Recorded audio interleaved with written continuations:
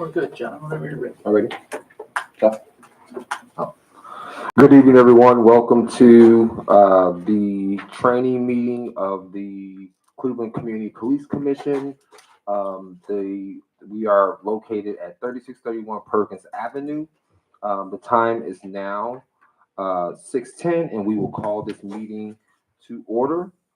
So our first line of business today is because we are a new committee, the first item on the agenda is that there needs to be a selection of a chair pro tem for today's meeting. So would someone like to make that motion? Motion for Dr. John Adams to be pro tem for this meeting. I'll second that motion. So we have a second. Any discussion? No? All right, guys, we'll take the vote. Commissioner Miller, Present. or how do you vote? Yay, aye, or nay? Yay. Oh, a roll call. My bad. I'm a little rusty too. So they'll do a roll call. The commissioners, Commissioner Kincaid, Present. Commissioner Mason, Present. and Commissioner Mellon. Present. And I, John Adams, am present as well. So now we'll move forward with the actual item on the agenda to elect the chair pro tem. So once again, does anyone want to make that motion? I make the motion that we have Dr. John Adams as pro tem for this meeting. I second that motion. All right, no discussion. We'll take the vote. Commissioner Miller, Aye. Commissioner Mason, Aye. Commissioner Kincaid. Aye. All right, motion passes. All right, thank you. Thank you. So our first, I need to wrap the agenda actually. So the first thing that we would like to do is we're going to read our statement about procedures for conducting public meetings. So this meeting of the Cleveland Community Police Commission is a lawful meeting under section 605.04 of the codified ordinances. No person with purpose to prevent or disrupt a lawful meeting shall do any act which obstructs or interferes with the due conduct of such meeting. Members of the public are invited to speak in accordance with the public comment rules. Disruptions, including but not limited to speaking out of turn and or making loud utterances that interferes with the due conduct of this lawful meeting, may constitute a misdemeanor and a violation of section 605.04. If the meeting is disrupted, I will call for a recess and the room will be cleared. Persons who violate the city ordinances and commit misdemeanors may be subject to prosecution. When this body is able to return from recess, then in compliance with Ohio Open Meeting Act and section 101.021 of the codified ordinances, the meeting will be open to the public. Thank you. There are no there's no minutes for the last meeting. And I just want to state that as we conduct these meetings, the public comment will be limited to the public comment time. So as the business of this meeting is being conducted, there shall be no interruptions from the public. Just to put that out on the record. How long is public comment time? So public comment, we have allotted 15 minutes for it, but we have 2 public comments, and each person who's going to do public comment is allowed 3 minutes to speak. All right.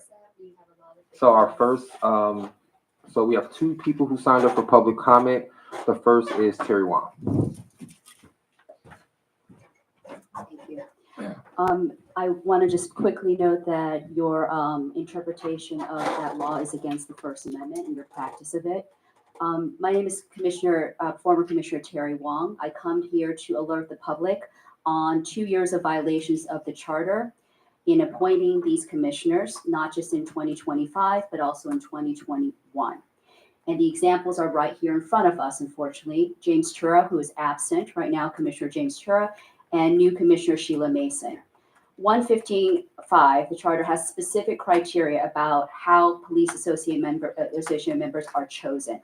No police association member can have worked in law enforcement for the last 5 years, and they can't have previous discipline. Both James Chura and Sheila Mason have previous discipline and have worked in law enforcement within the last 5 years. I have it right here, Ms. Mason.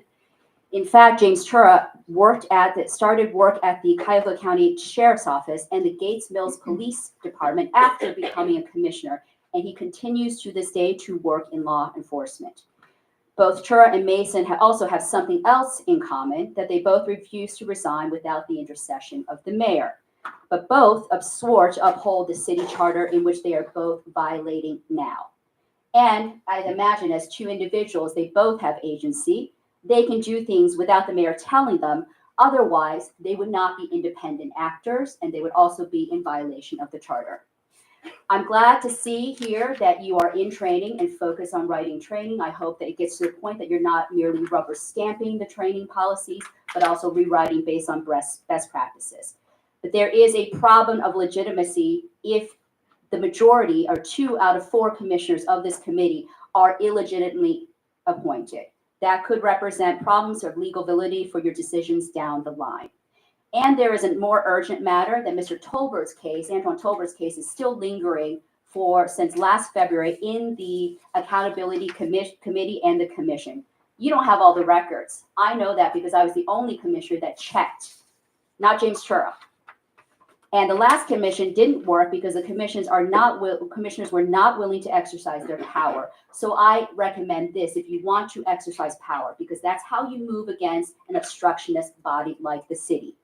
Why don't you use your leverage right now? Do not pass these training policies until they give you all the records for Mr. Tolbert's case.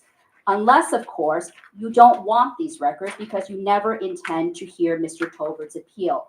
And since I've told all of you about the violations of Ms. Mason and Mr. Chura, and also probably Ms. Coleman and Judge Nelson, you are all obligated now to decide whether you want to have illegitimate commissioners in violation of the charter working with you. It is now all of your responsibility, and you will be found, you will be pursued for misconduct and lack of independence if you do not act. Thank you. Thank you. The next person for public comment is Lou. Oh, good evening, everybody. Good evening. Training committee in the past 2 years have been mostly nice, pleasant, productive ones. Of course, rubber stamping sometimes is unavoidable because not all the members have enough time to really study the details and to also reference the best practices around the country. So don't think this is an easy committee, because you actually need to read a lot still, and you also need to write as well. However, for a committee with members possibly, not really eligible as appointed, all the decision you made, even you pass certain plan, training plans or whatever, later it may be overturned. So please make sure you keep all the good records. No matter you are eligible or not, legally eligible or not, if you can contribute to the community with a good work here, you will still have your legacy going on. However, the commission is an entity which you have to go against the establishment sometimes. So you may hear different criticisms, something you like, something you don't. But please understand, community members don't have any intent to attack any of you personally. We just wish the commission can be strengthened legally and to be truly independent to help all our police officers now and more to come. Thank you. Thank you, Lou. Is there any other public comment? I think that's it. So thank you for the public comment. So we'll move on to the next item on the agenda, which is that we'll do like a brief overview of sort of this committee and how it's conducted itself over the past couple of years. So what I will say is I was former chair of this committee in our first year, and what I would have to say about this committee and working with the police who were led by Commander Magoo, the time that we've been here, is that it has been, I think this committee has been sort of like a model of like what we're seeking for the rest of the CPC committees, and our relationships with the Department of Police. It's been a really great working relationship. We're sad that we don't have Lieutenant Smith anymore, but we have, a new person. So, we'll welcome him as well. But Lieutenant Smith was pretty great too. So one of the things that we established early on is that the police have what they call a training review committee. And it's sort of, I think, and if I misspeak, please correct me, but it's sort of like where like their trainings come from. And so they kind of meet, they talk about their needs, and they work to basically compile the trainings for the police department. And when we first came on the commission, we were invited to join the TRC. So I don't know if that's something that we want to continue. I think it got a little difficult, but that was something that we were able to do. And so therefore the CPC would be at the table when the police are kind of brainstorming and talking about their trainings. So we were able to do that. And I would like to say at the end of the last term, our last chair, Commissioner Charles Donaldson, he cleared all the trainings that they had on the docket. So everything that you're going to address in this committee is going to be things that have come about since the iteration of the last commission ended, because they completed those. I know that we have some that we do need to review, but we want to get the new commissioners sort of comfortable and trained before we do some of those things. But we'll do things about like look at their annual needs assessments. We'll look at their plan for, like, if they come up with these 3-year plans, and then we'll look at those. And so you're not just trying to come up with a plan for them like every year. So they usually they'll give you those ahead of time, and then you kind of make some a plan for 3 years, and then but you can always do they always do an annual needs assessment. So in addition to that plan, they will review and make adjustments. But we do review a lot of their trainings. Some of the trainings that we do review for them, they are state required. And so we can't necessarily change those trainings, but we still review them, and we still go through the process of discussing them, passing them, and sending them off. But if they are state required, then we don't have a lot of say over that, because we don't have a state charter. We have a city charter. So that will happen at times. Typically we collaborate. Some of the trainings do have to go through a similar process that we go through with like training. I mean, we'll go through with training. That we go through with policy and accountability. So oftentimes those trainings will have to be worked together with us, go to the Department of Justice and the monitoring team for feedback and approval. So training does have to go through that process with some of our trainings as well. And I think it's been a good working relationship.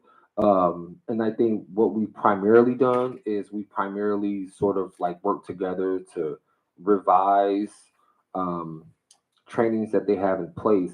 What I would like this committee to get to eventually is where we may suggest new trainings or write new trainings based on some of the conversations I've had with people, that are in the Civilian Police Review Board. Oftentimes when they review, complaints, sometimes they feel that they would have wanted to do something different, but the training that they would have wanted the officer to have was not in place. And so I think there could be a point where we could begin to work on putting those trainings in place, and not only just review trainings, but also maybe create some where they may be needed. But we weren't quite there the first couple of years. And what I would say to the new commissioners is that you should take your time learning what you feel like you need to learn because this is important work. So similar to policy and similar to the discipline, we have authority. And so we want to make sure that if we approve something, that it's something that we're confident in and that we've done our diligence and our work. But I will say I've my experience with the training department of the CDP has been nothing but positive. And I think that there are things that we want to change or suggest. Not to say there's not, that they're just going to agree, but I think there's like a healthy dialogue and discussions. I know that, several commissioners we've met for coffee. We've, not are always sitting in front of, these cameras at the table. So I think that this is a really welcoming group of people in the police department um, that if you have questions about anything or the processes or the procedures, I think they have shown that they're willing to answer those questions and to listen to what we're saying and why we might be saying it. So I would say definitely keep an open mind with this group. And I think that that's my brief overview because I really want the officers to be able to sort of explain things. And that's all I have. So I think at this point, I'll pause for the commissioners if there's any questions or anything you want to say. And if not, I think we'll just turn it over to Commanders Magruth and Hernandez. Okay. Well, first, I'll just say welcome. Briefly about me, I'm the commander of the Bureau of Support Services. I'm my executive officer, Lieutenant Jennifer Hernandez. And then the officer in charge over the training section is Lieutenant Michael Swebbs. So he is taking over Lieutenant Smith's. Sean Smith was our prior lieutenant over the training section. He's still accessible to us, so we still have him available, but in a new capacity that works better for us in the right? So we have worked collaboratively. A lot of the things that are in place now was the discussion and kind of how can it work on both sides. I think that's important.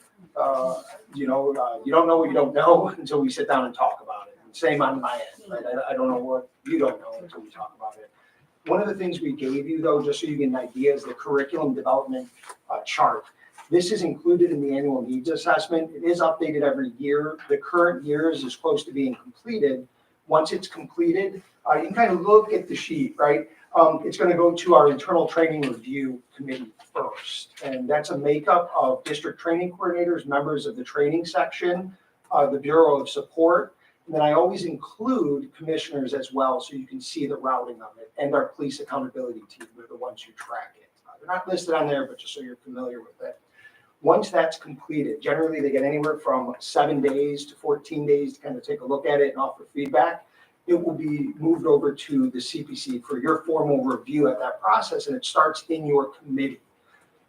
These timelines that are listed here are because we should give things timelines. They're not absolutes. Just because it says 14 days doesn't mean you only have 14 days, or you need 14 days, right? So we've seen some of the state mandated training. We're generally upfront and say this is provided by the state. It's unchangeable by us. We have to teach it as is. We'll let you know that, so you're aware of it. Generally, that takes a little bit faster to review. Just kind of look through it. So awareness. Questions come up or you want to educate the community about it, it's a good opportunity to see what we're training on. That will go to the full commission, and then the full commission will have the vote, right?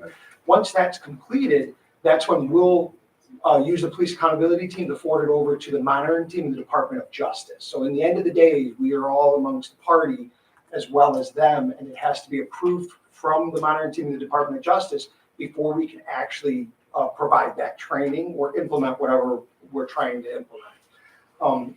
But very often we will have feedback received. So when we submit it to the Department of Justice, the monitoring team, they'll return it to us with feedback. What we've been doing is kind of responding to those, the items of feedback, and then we will provide it back to the committee chair. Committee chair reviews it within the committee, and then would offer a response back to us if it needs to go back to the full commission, or if it's approved through the committee to kind of respond back to the monitoring team of the DOJ with what the responses are. And if the committee wants to add it, you are welcome to, right? These are just kind of, from our experience, our capabilities. And sometimes the comments, I wish I could tell you what they range from, but it could be advice all the way to recommendations to refer it over to law to review something legal. So it could range anywhere there. Obviously, if it goes to law, it's gonna take a little bit more time. If it's something just word of advice, we just say noted, thank you, right? Or if we adjust, sometimes I like to say we don't make errors, but we do. Like if there's a spelling error or something's off, we'll just put adjusted. And we'll highlight those areas so it's very clear of what was adjusted from that approved curriculum.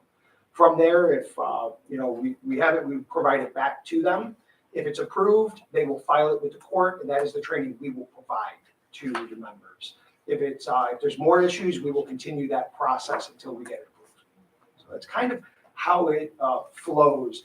Now, the formation. Oh, sorry. Go ahead. Just to stay on the same topic. So how that works from the CPC's end is we'll get a training, an assessment, a 3-year plan or something. What we've typically done is create one document. And so therefore that there's like this page or this section, and then we would just sort of add our comments in those sections or pages, and then we will send them one document rather than sending. It's just, otherwise you got a lot going on. So that's typically how we've done it. But as you guys move forward, you might think of a different way that might be better. So, but that's how we've done it. Yeah, and so that is kind of the approval process of the curriculum. So where the curriculum comes from. So a lot of times it's based off of that needs assessment. So we pull data from several points within the division. So it's citizens' response to training. So we've hosted a couple seminars where we invited community members and witness, and we take feedback from that and incorporate into this needs assessment. We look at areas ranging from internal affairs, problematic uses of force, allegations, sustained, unsustained, vehicle, accidents, injuries to officers. So there's a whole host of areas. There's several areas within that document that we kind of look at, but we also look at consent decree deliverables. There are mandatory trainings we have to provide. There's mandatory trainings through the state of Ohio that we have to provide.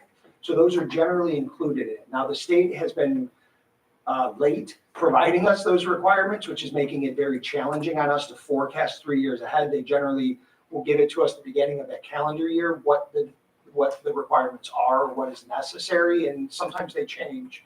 We've seen this year. So we have to be a little flexible with the delivery of it, because when you're training 1,200 people, it takes some time. So, we try to calculate it, but we have to always have a little flexibility. So I just want you to know, we'll keep you updated. Just a question, the needs assessment, if you say the curriculum is based off of that, where did that come from? Evaluations, just different observation, just a lot of different avenues?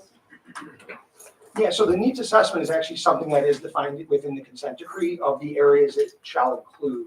We incorporate some additional, and we're always looking on improving it, but it's a collaborative process. So when we have it, we will provide it to you.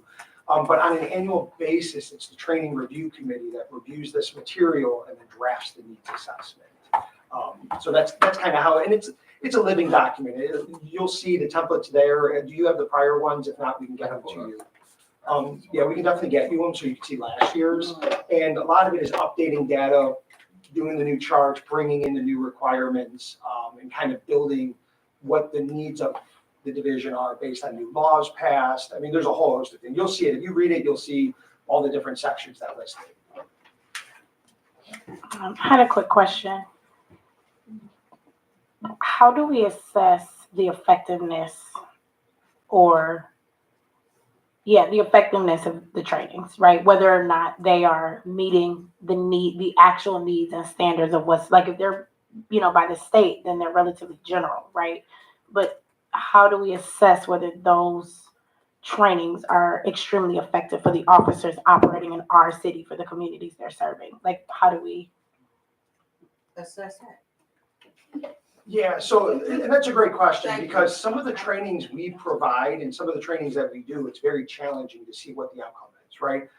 But annually, we are looking at those areas to see if there's any adjustments, and we refine the training off of that. So say we see increased uses of force incidents within domestic violence cases, we will develop scenarios or some type of situation within the training to kind of incorporate that to assess officers and make sure they're responding, they're prepared the best they can to respond to that type of incident.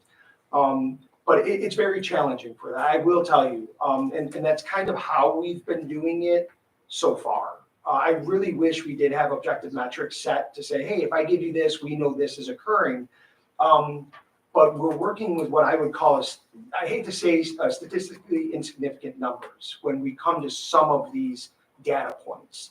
The reality is that's what we're doing. We're talking really low numbers. So it's hard to say, is the treatment of a training actually impacting these numbers? Because we just can't draw it. Now, we can pull inferences and guess, right? I mean, that's the best we can do. I always say it's better to have something than rely on nothing. But that's kind of where we're at. But that's something we can, work together collaboratively to say, how can we better assess these outcomes? A lot of it is survey data to the officers. Are you able to apply it into the field? Do you feel this is relevant? Do you feel you'll respond differently? And so we have those survey results, and those are part of the needs assessment as well. So that's what we've done so far. I don't know if this was something you intended to get to, but how often is training administered to existing officers? Yeah, on an annual basis, we provide it to on an annual basis. We generally break it up over at least 2 to 3 sessions. Before, what we would do is say 40 hours a week, you come down, we're training you 5 days and we're done. And that's not really the best way to do it. We like to have multiple touch points throughout the year with our officers. Even if it's just bringing them down for 1 day, we find the benefit of breaking it up to assess performance over that time frame. So that's kind of how we are going about it now. And if I could add something, with the firearms training, that's something we have to do every single year. We have to requalify every year. So there will be some training that's consistent throughout the years. Question. When you say your timelines, you start in December putting together your criteria for training, and then how do from beginning to end? Because you were saying the committee has to approve it, the DOJ have to approve it, all of this process. So exactly what is your time from beginning to end to actual training? Yeah, so we work to try to be ahead of schedule. And this is a constant catch-up game that we've been playing, because we have a lengthy review process. I mean, if you look at the sheet, it's 22 to 26 weeks to receive an approval process. And that's on everything kind of flowing good. So we attempt to start delivering you 26 curriculum, hopefully by mid-year is when we really want to start giving it over. But I told you there's these weird factors that come into play. State mandates. We don't want to develop curriculum too soon because things change in the world of policing. So it's a dichotomy of making sure we have it approved and ready for us, but also making sure we're getting relevant practical training with a limited number of hours we can pull officers away. Because we have to remember, when we bring officers down, we have operational impact because we have to pull them off the streets, which causes vacancies on the streets. And that's why one of the reasons why we do shorter sessions, we break it up over 3 years to stop that significant impact. We've reduced the number of officers that come down to training. That's a benefit in 2 ways: less operational impact to the city, and then also it's a lower instructor to student ratio, so we have better quality, what I think is instruction and evaluation of the people coming down. But to give you a true timeline, a lot of it depends. So on the training, the specific training. So I know we work collaboratively to develop CIT with the Adams Board. So, usually they're selecting the topics, a year in advance of what they're going to start developing. Firearms requalification, taser requalification, generally those are just repetitive, so we have it already. We know what we're going to unless the state changes it. Scenario-based training, a lot of that is based off of the needs assessment, what we're identifying. So needs assessment should be done in that April timeline. And then we should start seeing a training plan in the September timeline of what we're going to train on that following year. With that training plan, we should start seeing accompanying curriculum for that next year. Generally, we like to start with early in the year trainings that are kind of already developed. So firearms requalification, tasers, CPR, those are ones that we're not changing, we're not really developing their standard. We like to start with that to give time into the mid-year and the end year for the curriculum development and approval process. So, but it's something, in a perfect world, I'd really like to get that through the process a lot sooner. Definitely a year in advance would be ideal, but it's challenging, it really is. Well, I think I would add to that we also, I think I didn't mention, but Commander Magoo mentioned that we also will sometimes work on the actual lesson plans and the curriculum that they're going to present. We get feedback on that as well. And we also did a couple of use of force events for the public. So I think one of the things I think those were events that we thought were successful for the community, but we would like to make them a little bit more, maybe if we can advertise them better, get a better turnout, if we can plan them maybe a little bit sooner. I think that was a challenge for us, but we did 2 use of force training events where the officers brought their actual training that they conduct for themselves, and they conducted that training in front of the public. And so the public was able to view how the police were being trained, and they were able to provide feedback. We had surveys to do feedback, but also they were able to have, a discussion, a dialogue with the police after each scenario. So I don't know if we necessarily will do that again with use of force, but we could potentially maybe do it if there's like another area like search and seizure or something like that. But I do think that although this is a training committee, every committee on the commission should be seeking to bring whatever they're doing to the community.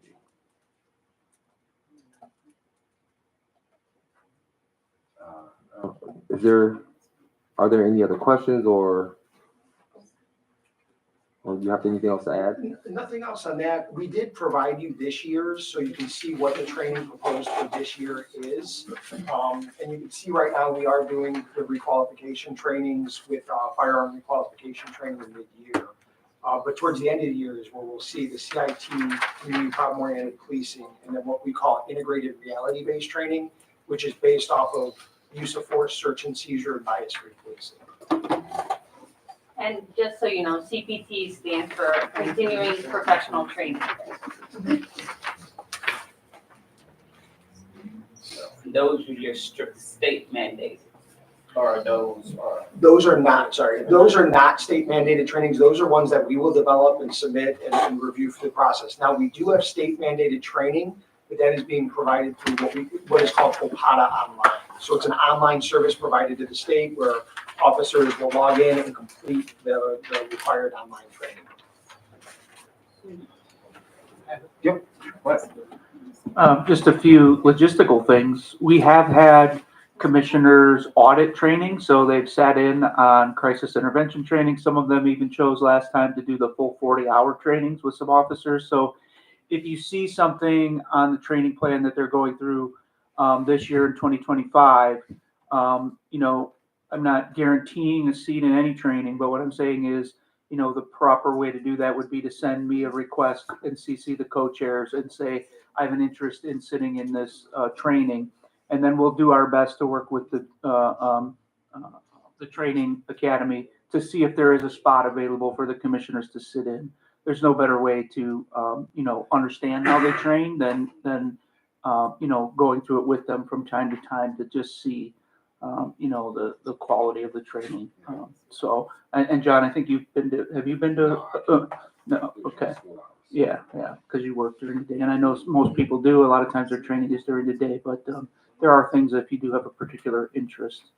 And then I don't think we have a schedule yet. Is the TRC still going to meet like quarterly or? So I was away for the time, so that's something that we have to kind of discuss of when the next meeting point is for the TRC to come together.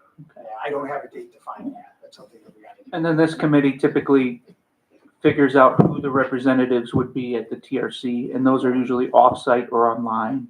So it's an additional meeting commitment, but that's sitting in on the division's planning for trainings and how they coordinate all the districts in their training. That's all I have.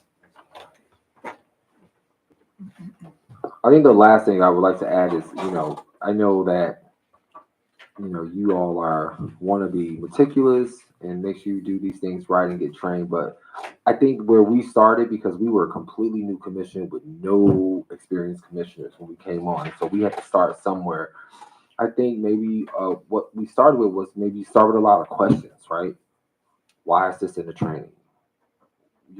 What will be the impact of this? And then I think as you just read more of it and you just I think it's all about doing the work.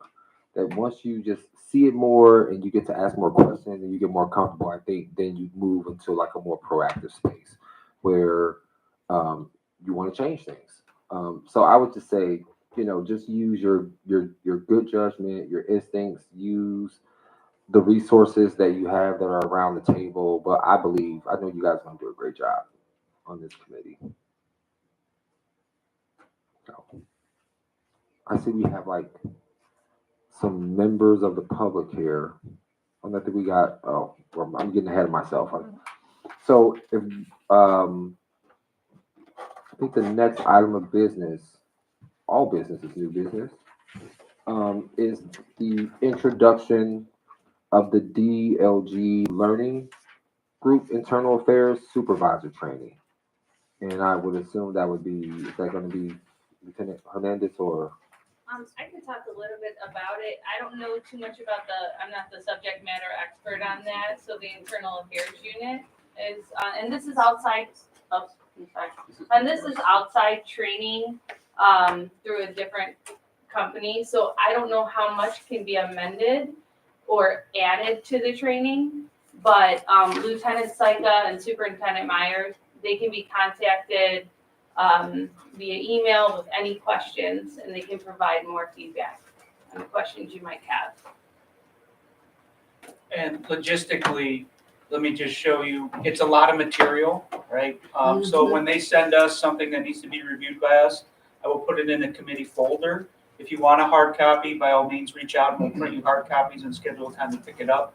But it's pretty comprehensive. So it's an online training for the police, right? So what it looks like for us is if we click one of these, right, we're getting a PDF of what they would see if they were taking it on the computer, right? So a lot of times it's kind of like going through it, but it's not. And this is broken into the units, so that would be the first one, and it's just showing you how it works. But as you go through it, you kind of have to piece it together. So any questions about this particular material, if you forward them to me and CC the chairs, what we will do then is, since they're not the experts in this, they're just facilitating the training and making sure it complies with the consent decree. What we'll do is we'll reach out to the contacts of internal affairs who is the experts in this area to get your questions answered before you're comfortable approving the training, right? So the sooner you get me the questions and have a chance to review this, the sooner we can move it forward. But by all means, if you want to have internal affairs come and answer those questions personally, you can also request that and say we'd rather have them come to the committee at the next committee meeting, and we'll go through it, in real time. But that's where we're at right now. We're just introducing this today. So if there's any questions about it, technically, I wouldn't be able to answer those, and they may be able to answer about process, how it works, and how online trainings generally work. But we don't have the subject matter experts here today.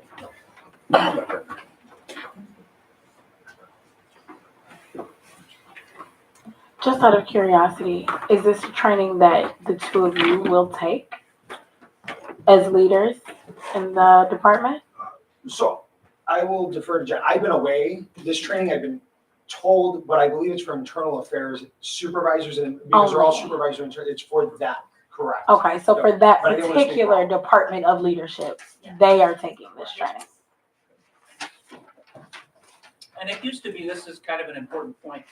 One of the challenges that the division's training section has had is it used to be internal affairs would go out and procure their own training without telling central, the people in charge of training, that they're doing that. So one of the things I know over the years they've worked really hard on is that any specialized unit, which is what internal affairs is, that wants to get training now is technically supposed to go through the the training section to make sure that training complies with all of divisional's high, the high standards of quality that the training section puts. That way it's not just individual units or districts going out, finding their own training and providing training. They can still do that, but they have to work with the training section. So that's why sometimes they are not the content makers, they're just bringing it forward because it goes through them to us. They're kind of the liaisons for it. So where are these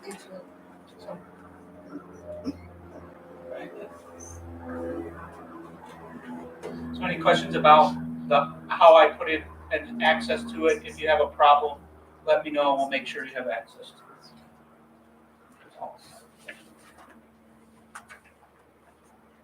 So I think that'll be the first item you all will start to look at. And when do we need to have a decision made on those? Usually so the question is, how will the committee know if there's like a timeline deadline or how long they have? Typically, what we've done in the past is if something's time sensitive, they'll usually tell us.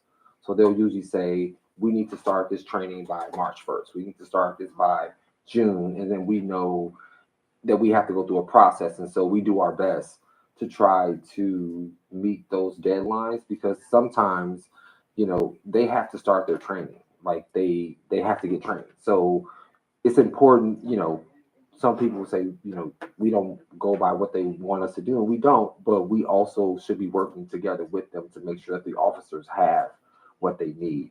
So if something's usually time sensitive, they will usually let us know when they send it over. So I think if there's no other discussion about that introduction to that IA training, supervisor training, the next item is the introduction of Savage Training Group Internal Affairs Investigation Training. And that's the same folder. In the same folder. Yeah. It's in that same folder. One of them is partitioned and it has like 10 of them and the other one is just one. So they're in that folder. There's two different, if you go to tonight's materials, there's one of them is in a folder. That's the one I showed you. And then the other one is just one document out there. And I think it's because it's all connected. But I don't think I blended them together. They're in two separate places. But it's similar. It's also an online training and it's also proprietary by the people who created it, who they contracted with to design it. And then it is, again, internal affairs. So internal affairs will be able to answer those questions. Question. And when you say online, so how are you measuring if that officer has actually comprehend and they understand that lesson or that scenario, that piece of training? And I have not reviewed it, but I would say if you go into it, there should be some metric within it where they're going to assess learner knowledge. So I would assume there's some quiz question, there's some type of assessment metric within the online training that's going to make sure they're at least recalling, remembering, acknowledging the information. But I don't know without looking at it. I couldn't tell you the mechanism is. And then, outside of that, I will say, it's supervisor assessment of the performance of the member. That would be the secondary, is the supervisor ensuring that who's received the training is adherent to whatever the training was as well. So those would be kind of the only two. I do have another question. So if they're not successful in those online trainings, do they keep going till they get it right, or what happens? Yeah, so that would be a question probably for Superintendent Meyer or Lieutenant Syka. Internally, what we do when someone doesn't achieve it, you cannot progress. So we do not allow you to advance our training until you prove 100% proficiency. Within our internal training, when we have them come in and do it, we do what's remedial training. So if we identify a deficiency, we will put you back through the scenario. We will sit with you and make sure you demonstrate proficiency. And that's called remediation to make sure you fully understand. And I hate to say it, if it progresses beyond that, then we start getting into other measures where we will actually take a firearm and badge from them, restrict them, and make them go through remedial training until they're actually going to perform within the standards and expectations of the division. So a lot of the training that we're talking about here I guess my original question was about how often existing officers were trained. So a lot of the training that we're talking about here is for existing officers, and this is their annual, like you said, kind of repetitive training. How much of the training that we'll review here is for onboarding officers or new officers to the department or the division? There has been, I believe we had a crisis intervention training. I don't know if it went through the CPC, but I know it went through the monitoring team DOJ to meet a consent decree deliverable. The training for recruits is standardized by the state of Ohio. So that is correct. We can provide that to you if you'd like to see it. But that is provided by the state of Ohio. So we run what is called a closed academy. So only people hired by the city of Cleveland are eligible to go into our academy unless we get permission from the state to have other individuals in that, which we have in the past. But essentially, they provide us the standardized training, and it's very structured and rigid to their standards. So for an example is you have 50 minutes of instruction, you must give a 10-minute break. You have to give a 30-minute. It must be a certified instructor to that topic. The overseer of that must be certified by the state to be what they call an Ohio Police Officer Basic Academy commander.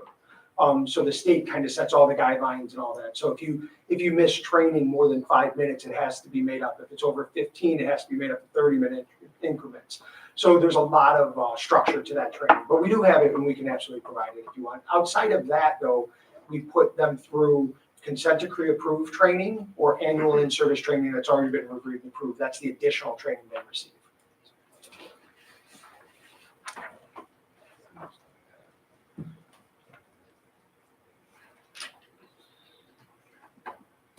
I had something I was gonna add, but my mind went blank. I should have wrote it down. I got a piece of paper in front of me. Oh, I think I was. What I wanted to say, you reminded me. We've had the co-chairs conversations with the chair of the Civilian Police Review Board, and one thing I would encourage the members of the training committee to do is to watch those meetings. Oftentimes, they see an array of cases, but sometimes you'll watch their meetings and they talk about training, they talk about policy, they talk about things that we have the authority to kind of do. So I think that could be helpful as well. But one of the things that we're trying to figure out is some type of system where we might be able, through them, to get suggestions from them on how, like what they're seeing in the actual complaints and the cases that they're reviewing. And if they see gaps in training, we're trying to figure out some type of like spreadsheet or some type of shared document where we can get that from them. So just to put that out there as well. I don't know if there's is there any more discussion about those two topics? So since the question was asked, are these items time sensitive? Is there a date that you have in mind where you like to start them? That would be useful for the committee to know. I mean, I would hope that we could just get them within the 30 days or so. I can talk to Lieutenant Sick and Superintendent Meyer about their timeline that they need it by, but I'm hoping to get it within those 30 days. So which ones are you in need of within these? Which one of these are you in need of the next, like say, about May? Right, so the IA ones that we gave you, and there will be a couple more trainings that we'll be sending you as well. Okay, The so Session one, sorry, I'm sorry. no, go ahead. Session 1 and Session 2 have already been approved. Session 3, those are trainings that are not completed yet. So those will be provided to you. Okay. I'm just thinking about just logistically, these are brand new commissioners. We've got Commissioner Chura, who's not here today. So he's been, on the committee for 2 years. And of course, I'll be assisting them, so will co-chair Zayed. I just don't know if a 30-day timeline right now is realistic because they are going to meet. This is the first Tuesday of the month. If they're meeting then, they won't meet again until around May 3rd or something, or May 1st or something. And so, because it's a two-pronged approach where it has to come through the committee, but then it also has to come through the full commission. So I think, we can keep the communication lines open, but I think right now, I think the earliest is probably going to be May, the end of May. Unless there's a special meeting called, if it's. No, and I was gonna say that more than likely, that's not a problem. Okay. I don't see anything. I know this, I could talk to Lieutenant Saika and Superintendent Meyer. And I know generally through the full commission, right, through the committee, through the commission is about a 60-day, 2 months. And like I said, these are timelines we established, but under the circumstances, if it's gonna be 3 months, it's gonna be 3 months, right? If it is time sensitive, we will, and I'll let them know. So if it is, to provide you with what they would need it by.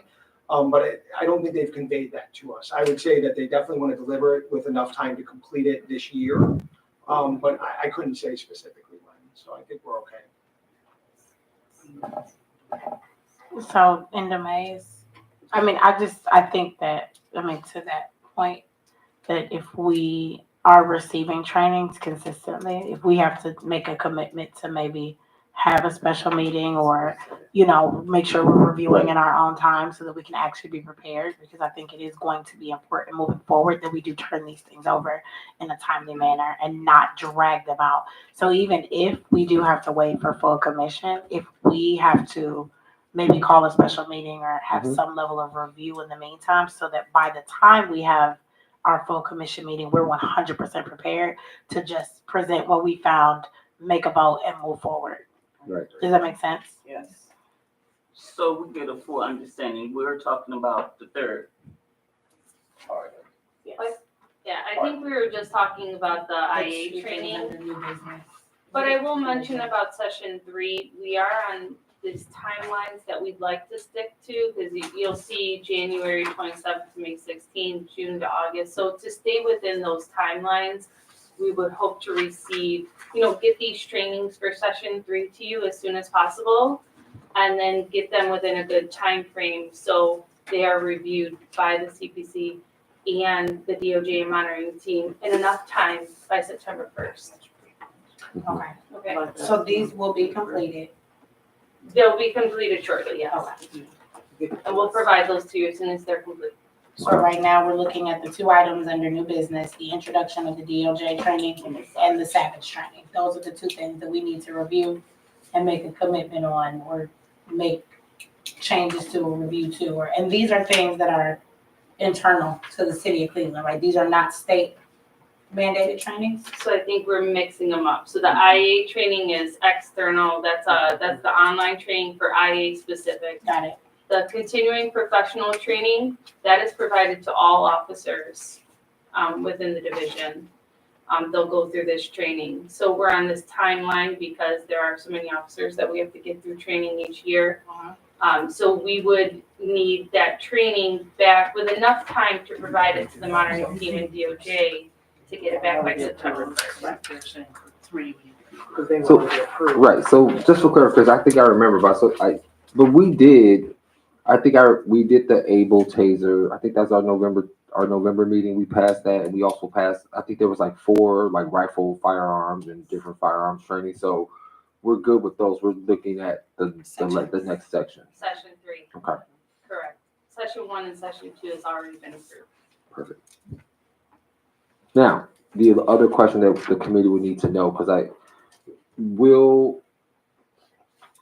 we would have to incorporate it into the timeline.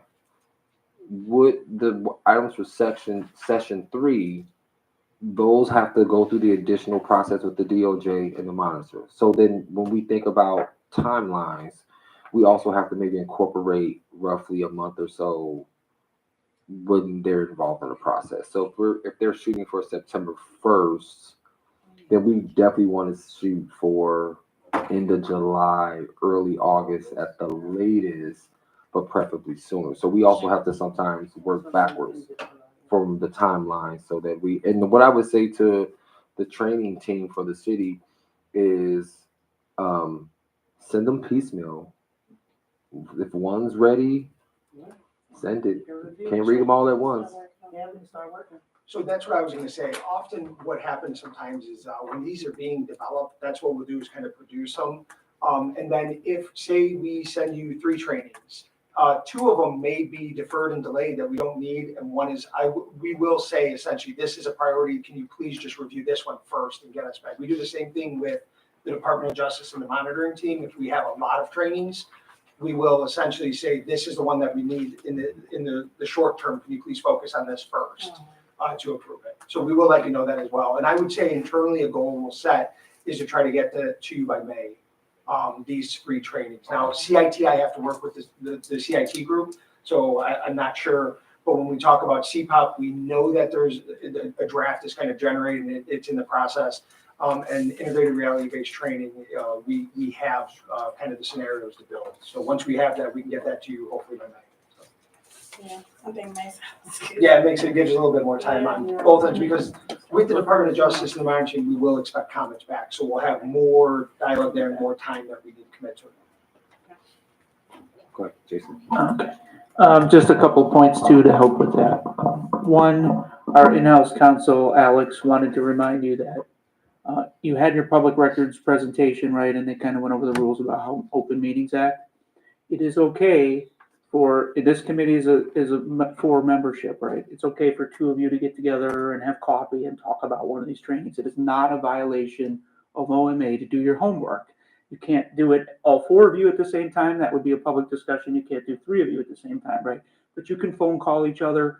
2 of you can email each other, about these documents. It's appropriate, right? You just can't do the whole committee at once unless you're on camera and we're doing it publicly, right? So keep that in mind. The work can be done in between the time, so that preparatory work can be done. You could come into staff to go through, ask questions. That, to my next point, you're going to get CIT and CPOP, right? But we didn't have training on that yet. So if you want, knowing that it's coming, if you want to schedule a time, we'll sit with you. I'll give you everything you need to prep for what that is, what the consent decree requires with CIT and CPOP, right? So that when you get those trainings, you'll go in already with an understanding of the concept, at least, and the work we've done so far. So I will offer that too, is that knowing that CIT and CPOP's coming, if you have time in your schedules and you want to come in and get familiar with those topic areas, please reach out to staff and we will get you up to speed with that. Or we'll put you with a person at the division who can explain easily too. So, or both. Yeah, I mean, I was going to suggest that we know that these are going to be the first 3 items. I was thinking maybe as you're scheduling your May meeting, maybe these training or like an informational session about these 3 areas could be on your agenda, and then that way, I was assuming we would come up maybe sometime early in May. They're usually pretty good about sending stuff over. So I think if maybe we schedule that for your May meeting, then you can get the additional training that you need, and then you'll get the trainings from the division, and then, be ready to go.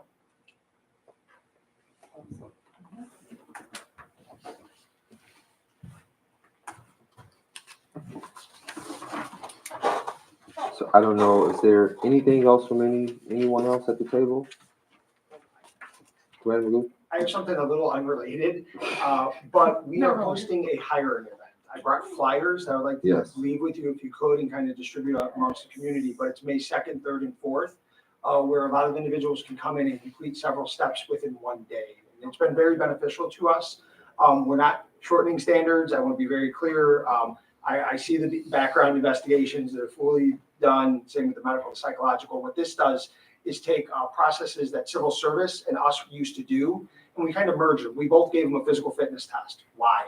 We can use both one physical fitness test to meet the state requirement as well as the civil service requirement. So that was a point of efficiency we found. And then we would make them wait. They would take a written test, wait several months before we gave them the physical. We don't need to do that. We can bring them in, have them do it, and take the test the same day. So it's a very beneficial event to people who have lives and families that can't keep taking off work. So this is going to be our third one. And we've seen a lot of success. So I wanted to just kind of talk about it, leave the flyer with you. If you could distribute it, we really appreciate it. Since you brought it up, I just had a question. Where are we in terms of our number of officers par? I don't know our current staffing number. I've been kind of catching up with everything. We're still down, but I will say that utilizing this method over last year was the first time we saw it flip. We were negative officers. We actually gained officers last year. So we're seeing our class sizes start to expand a lot from, initiatives like Rise Initiative and, things like that. So we're starting to see some benefits from it. So we want to keep up the speed while it's working, right? Maybe one day it won't, but right now it is. So we're promoting it. That's awesome. Wish they had that when I took my civil service. And the other thing, I think these commissioners also maybe, are you all a part of the outreach committee? Yes. So then also, they're gonna be also the commissioners that are gonna be leading, going out into the community, and so, Perfect. If you need more flyers, let us know. so. All right, anything else from anybody? It's off topic. Right. It's off topic, but do we already have mandatory office hours? For, Commission. we have only co-chair office hours, but I think if you wanted to create those hours for yourself, you're more than welcome to. For myself, just to catch up with stuff. Yeah. Okay. You I'll can do talk that. to y'all. I mean, I think that would be a positive because we need to be more available to the community and we need to be out in the community more. So I think that would be absolutely. So with that, I want to say thank you for coming. It's always a pleasure. It's gonna be a good working team. So thank you. I don't know. I know we had some people that came after. We didn't have a public comment schedule, but I wasn't sure if anybody who came later wanted to do a public comment. I don't have a public comment, and it may be off, but I'm from the Civilian Police Review Board. So you're talking about maybe collaborating. I'll stay after and talk. Okay, absolutely.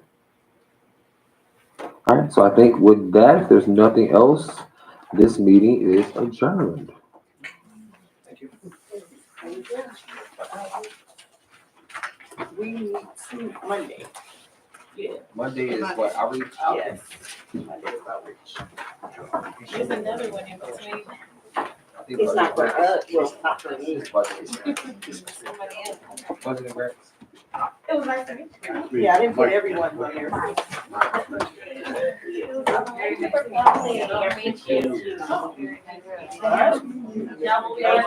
meeting of the new commission is underway. I don't have a part of me. I know, I'm so glad I flew